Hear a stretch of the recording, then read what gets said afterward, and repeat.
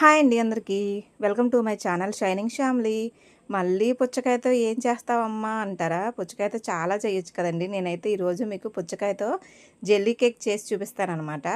First ఈ పుచ్చకాయలో ఉన్న గింజలన్నీ తీసేసుకుని జ్యూసర్లో వేసుకుని జ్యూస్ అయితే తీసి పక్కన పెట్టుకోవాలి. తర్వాత ఒక గిన్నె తీసుకుని అందులో ఒక పావు లీటర్ వరకు వాటర్ అయితే వేసేసుకుని మన రుచికి తగినట్టుగా పంచదార కూడా వేసుకుని అందులో అది కరిగేంత వరకు తిప్పుకోవాలి. ఇది కరిగే లోపల మనం పుచ్చకాయ జ్యూస్ని అయితే ఇలా వడకట్టు వేసుకుని పక్కన పెట్టుకోవాలి. ఇంకా ఏమైనా గింజలు మిస్ అయిపోయి ఉంటే ఈ వడకట్టు చేయడం వల్ల ఇందులోంచి వచ్చేస్తాయి అనమాట. ఇప్పుడు ఇది బాగా వడకట్టేసుకుని పక్కన ఉంచేసుకుని మనం పంచదార పాకం కరిగిన తర్వాత అందులో ఈ జెల్లీ అవడానికి అగరగర ఉంటుంది కదా, అదైతే ఒక గుప్పడి తీసుకుని వేసేసుకున్నాను అందులో.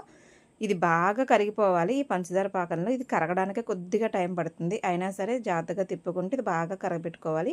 ఇది మొత్తం కరిగిన తర్వాత అప్పుడు మనం జ్యూస్ చేసి పక్కన పెట్టుకున్నాం కదా, పుచ్చకాయ జ్యూస్ ఉంది కదా, అందులో అయితే ఈ లిక్విడ్ వేసేసుకోవాలి. ఈ లిక్విడ్ వేసి ఇదంతా బాగా కలిపేలాగా కలుపుకోవాలన్నమాట, కలిసేంత వరకు కూడా. ఇందులో నేను కొద్దిగా సబ్జాలు కూడా వేస్తున్నాను, ఫ్లేవర్ బాగుంటుంది తినడానికి అనేసి. మీకు వద్దనుకుంటే స్కిప్ చేసేయండి. బాగా కలపాలి. ఇదంతా కలిసిన తర్వాత కొద్దిగా చల్లారిన తర్వాత, ఇది కొంచెం వేడిగా ఉంటుంది కదా, కొద్దిగా చల్లారిన తర్వాత ఫ్రిడ్జ్లో అయితే పెట్టుకోవచ్చు.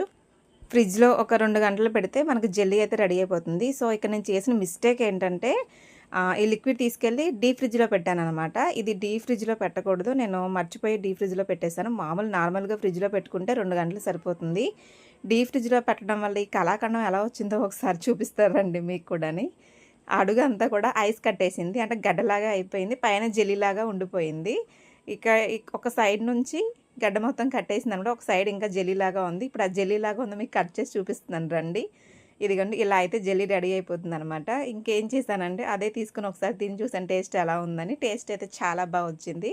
సో ఇక ఈ ఐస్ అంతా కరగాలి కాబట్టి దాన్ని గిన్నెలో పెట్టి పక్కన పెట్టేశాను. ఒక 5 నిమిషాలు అయితే కరిగిపోద్ది, అప్పుడు తినడానికి జెల్లీలా అయిపోతుంది కాబట్టి.